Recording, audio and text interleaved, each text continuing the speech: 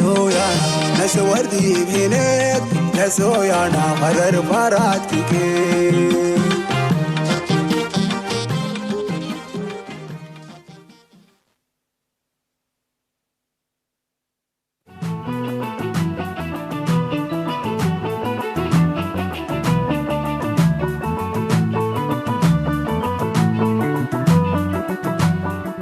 ክፍሊ መካኒካዊ ምህንድስና ካብ ዩኒቨርሲቲ ኣስመራ ዝብገስ ድሕረ ባይታ ዘለዎ እዩ። ኣብ 1914 ኣሃዲሉ ዝጀመረ እዚ ክፍሊ ናይ ዲፕሎማን ዲግሪን ስሩዕ ኣካዳማዊ ትምህርቲ የሳለጥ ነይሮም። ብድሕሪ እዚ ምስ ምስፋሕ ትካላት ላዕለዋይ ትምህርቲ ኣብ 2004 ናብ ኢንስቲትዩት ቴክኖሎጂ ኤርትራ ተሰጋጊሮም። ኣብዚ ኮሌጅ ከዓ ብሓደ ናይ ዲግሪ ፕሮግራምን ክልተ ናይ ዲፕሎማ ክፍልታትን ኣጠቓሊሉ ንጥፈታቱ ኣብ ምስልሳል ይርከብ። ሓደ ብቁዕ ብመካኒካል ኢንጂነሪንግ ተመረቀ ተማሃራይ ንብሎ ዳርጋ ዘይትንክፎ ኣብቲ ዕለታዊ ናብራናስ ዘይትንክፎ ነገራት የለን። ካብታ ደቀቅቲ ነገራት ኣብ ገዛና ወላ ካብታ ማንካይልና ንጅምራ ንዓኣ ትናታ ጠባያት የጽንዕ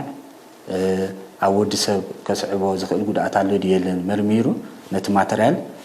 እንታይ ማተርያል ክንጥቀም ከም ዘለና ይመርጽ። ካልእ ከዓ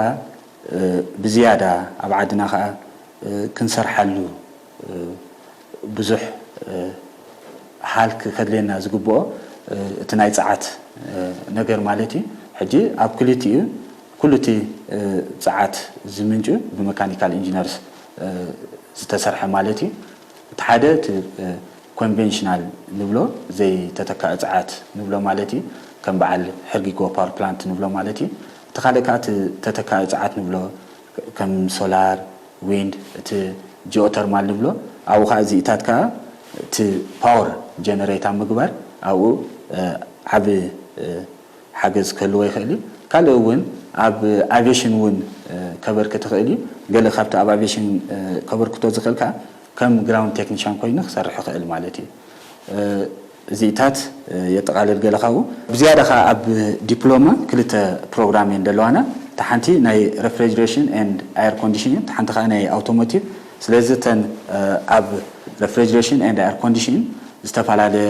ኣብ ነፍሲ ወከፍ ገዛ ዝርከባ ፍሪጃት እቲ ናተን ኣሰራርሓ ንዐአን መንተይና ምግባር፣ ከምኡ እውን ከም ዓብይ ናይ ዓሳ ምህርቲ ናይ ኣሕምልቲ ምህርቲ ፕሪዘርቭ ኣብ ምግባር ከዓ እቲ ናተን ዘድሊ ነገራት ኣብ ከምኡ ይነጥፉ ማለት እዩ። እቶም ኣውቶሞቲቭ ከዓ ከምቲ ንሪኦ ኣብ መዓልታዊ ህይወትና ካብትን ናብትን ዘጓዓዕዛና መካይን ኣብ ምፅጋንን ንዐአን መንተይና ምግባርን ከዓ ዓብ ኣበርክቶ ኣለዎም ማለት እዩ።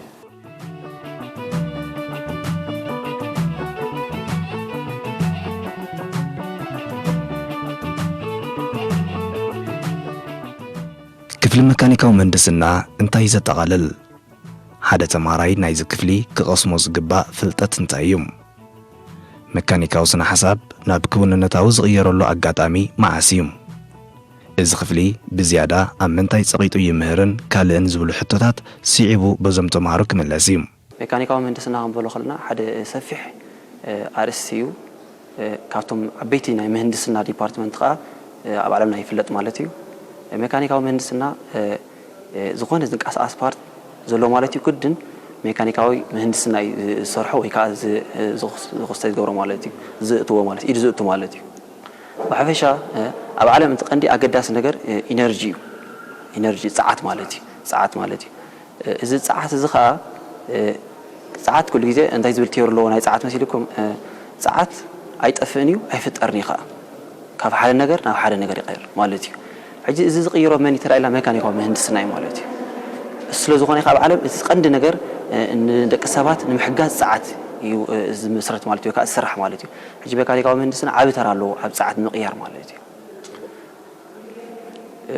መካኒካዊ ምህንድስና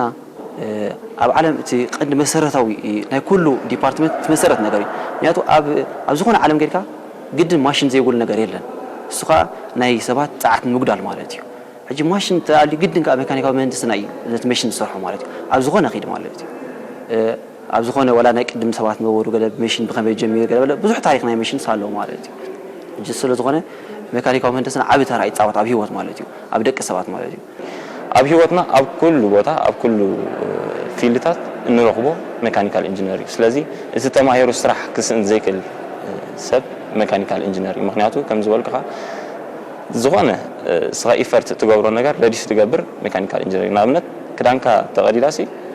መርፍእ የድልየካ ኣብ ከለኻ ፈትሊ ኣምፂኻ ኣብ ከለኻ ተትዋንያ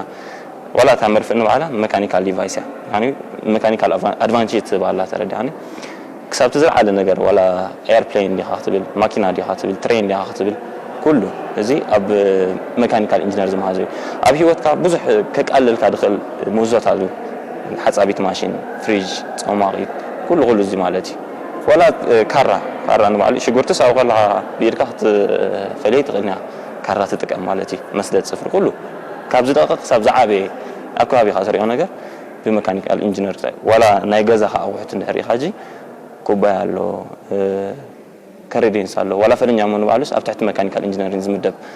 فيلدي تردان حجي ليميتي يقولون ميكانيكال إنجينيرينج مودة تايبلون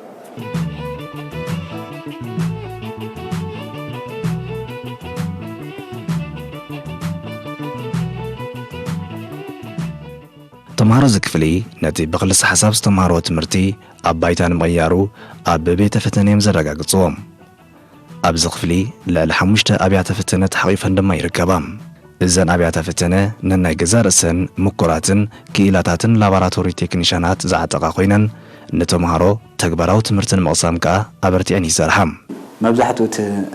ناتنا ناي ميكانيكال مهندسنا كفلي كبابي شديش تزخون استفعالي ناي كفل فتنة له حجي كابزين كلن تحدى استفعالي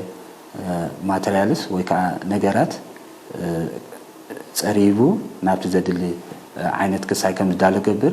تحدى كفل دلنا ناي refrigeration and air conditioning ناي مزحالي قال مالتي تحدى خات ناي automotive علنا تحدى خا ناي استفعالي ناي thermodynamics نبلو عينت تمرتلنا ناي فيلد ميكانيكس بحال عينت تمرتلنا نقلتي إذا تقللك حدا لابالنا كم خا ناي استفعالي ماتريالس تناتو بحرياتن طبيعتن زتصنع بيت فتنة خا علنا مالتي ميكانيكاوي بس إنرجي تحازي مشيلنا حج مش ساعات تحازي ساعات انت يترايلنا ساعات كبوزح نغات كركب خليو كم ماي كركب خليو كم نفاس كركب خليو كاب ندار خركب خليو مالتي حجي تكورساتنا كل جديد مسؤول تحازي مالتي كبير كان نداري ناب ساعات تغيره كبير كا نفاس ناب ساعات تغيره كبير كا ماي وحزي ناب ساعات تغيره يناب زين ميكانيكال مهار مالتي حجي كاول متقاس كده ابنت متقاس مالتي فيلد داينامكس بحال لنا ثيرموداينامكس ناي موقت ناي كا ساعات مالتي داينامكس بعبي كورس على ديزاين كميكا ماشينات كريت تقبل كميكا تفطر ماشينات مالتي كميكا تسرح مالتي قالوا بزحتنا نمار برودكشن كميكا نبرت تسرح مالتي ميتال ساينس بحال لنا مالتي اجي بزح حرسنا نمار ابز قامتنا كم براكتيكال كا ابز نريو مالتي كم كل حساب نقبراون اساينا بحساب نمارو مالتي هو كلاس جي ثيوريتيكال اللي هتمهار which is calculation alo and it كل حسابي كله ات ابتم هاران كاز نبر هاتم انستراكتور زرد خاصي كلش نحناس اين فولطينا حدش لزخوناس كمز اتسوم فولطوك نغنا خلص سانو نخد قرص حنقولكاس برتعليو ولا مسمهار خا قال ملتات نخدك خوانيسي بزع ماشيناتيو جلس لزخونه يبرتعكاي ات زمهارنا ግን ኣብ ሒዝና ጽሕናት ናይ ቲዮሪ ዝኾነ ትናይ ክልተ ሓሳብ ኣብ ዝመጽኦም ኣብ ወርክሾፕ ከስሩሕና ከለዉ ብዙሕ ጥቕሚ ነሪናሉ ምክንያቱ ብዓቢ ይርዳእካ ኢቨን ወዲኻ ገለ ባዕላ ክትሓስበሉ ድዩ እንተ ንኽትሰርሓሉ ኣብ ሆምወርክ ኣሳይመንት ሞር ንዓኻስ ንኽዳካስ ቀሊል ይኹን ስለ ቀሊጥካ ይጸንሕ ብዛዕባኻ ስለ ትፈልጦ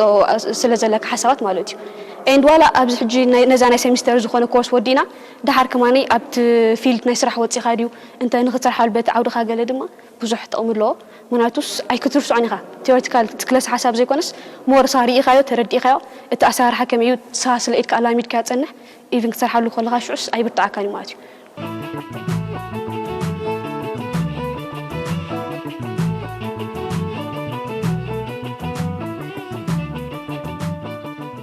أبز كفلي 15 إيرتراويان ممهران ኣለዉ ካብዚኦም እቶም 6 መምሃራን ናይ ካልኣይ ዲግሪ ማዕርግ ዘለዎም እዮም ብተወሳኺ 8 ወጻእተኛታት መምሃራን ክህልው እንከለዉ ካብዚኣቶም እቶም 3 ናይ ዶክተሬት ማዕርግ ፍልጠት ዝዓጠቑ እዮም እቶም ዝተረፉ 5 ከዓ ናይ ካልኣይ ዲግሪ ማዕረግ ወረቐት ምስክር ዘለዎም እዮም እዞም መምህራን ዓመታዊ ብቁፅሪ ካብ 25 ክሳብ 30 ዝበፅሑ ተምሃሮ ናብ መመረቕታ የብቅዑ ምዃኖም ይሕብሩ ብሓፈሻ ክንሪኦ ከለና ከዓ እቶም ተምሃሮ ኣብ ዝተፈላለየ ኣብ ዝተመደብዎ ቦታታት ጽቡቕ ናይ ስራሕ ብቕዓት ከም ዘለዎም እዩ እቲ ሓበሬታ ዝመፀና ኣብ ብዙሕ እቲ ኩሉ ካቨር ዝገብሮ ክሬዲት ኣወርስ እቶም ዲግሪ ንኸባቢ 5 ዓመት ይመሃሩ እቲ ቀዳማይ ዓመት ናይ ፍሬሽማን ክኾን ከሎ ካብ ሰከንድ ይር ከዓ እቲ ናቶም ዝያዳ ሜጀር ኮርስ ይወስዱ ማለት እዩ ስለዚ ኩሉ ብኩሉ እቶም ዲግሪ 182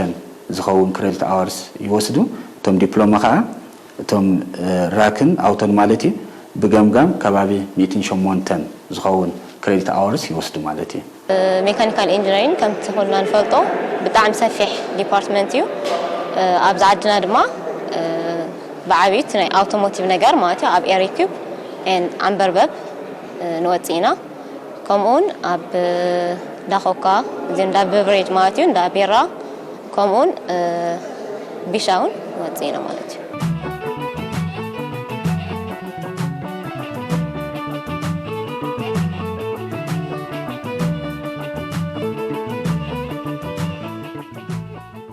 ኣብ መወዳእታ ዓመት ነፍሲ ወከፍ ተምሃራይ ኮሌጅ ሓደ መጽናዕታዊ ስራሕ ክቐርብ ይሕተት እዩ ተምሃሮ ክፍሊ ሜካኒካዊ ምህንድስና ከዓ ከም ኩሎም ተምሃሮ ኮሌጃት መጽናዕታዊ ፕሮጀክት ንኸቕርቡ ብመምሃራኖም ይሕተቱ እዮም እቲ ዘካይድዎ መጽናዕታዊ ስራሕ ኣብ ዝተፈላለዩ ቦታታትን ትካላትን ብምጓዓዝ እኹል ሓበሬታ ይእክቡ ብድሕሪ እዚ ነቲ ዝሓሰብዎ ሓድሽ ፈጠራዊ ምህዞ ብዝቐለለ መንገዲ ኣብ መዓላ ዝውዕለሉ ኣገባብ የቕርቦም ሲኒየር ፕሮጀክት መጀመርታ ዲዛይን ክትገብር ከለኻ ኣብ ሶሳይቲ ናትካ ዘሎ ብኮ ኢኻ ትጽንዕ በቃ ኣብ ናትካ ሕብረተሰብ ዘሎ ብኮ እንታይ ከተቃልል ትኽእል እንታይ ክትመዝ ትኽእል ወሲልካ ስታይ ትገብር ማለት እዩ ስለዚ ነቲ ሁማን ኤፈርት ረዲስ ትገብር ነገር ምምሃዝ ወይ ከዓ ዲዛይን ምግባር እዩ ቅድሚ ሕጂ ዝተሰርሑ ሲኒየር ፕሮጀክታት ሪፈር ንገብር ኢና ንርኢና ነጽንዕ ኢና ንሱ ምምሕያሽ ዘድልዮ እንድሕር ኮይኑ ናብኡ ክትኣቱ ትኽእል ኢኻ ወይ ከዓ ናትካ ሓድሽ ሓሳብ እንድሕር ሃሊካኻ ናብኡ ክትኣቱ ትኽእል ኢኻ ማለት እዩ ስለዚ ናብ ዝተፈላለዩ ትካላት በብዝምልከቶም ማለት እዩ ንኣብነት ሕፃት ነፍ ማሽን እንድሕር ደሊኻ ናብ እንዳሰገን ክትከይድ ትኽእል ኢኻ ቦይለር እንድሕር ክትመዝ ደሊኻ ዊዝ ከምዚ ዝበዝሐ ኤፊሽንሲ ዘለዎ ቦይለር እንድሕር ክትመዝ ደሊኻ እንዳኮካ ዲኻ ወይ እንዳ ቢራ ክትከይድ ኢኻ ናብ ዝተፈላለዩ ትካላት እናኸድካ ሪፈር እናገበርካ ሲኒየር ፕሮጀክት ይስራሕ ማለት እዩ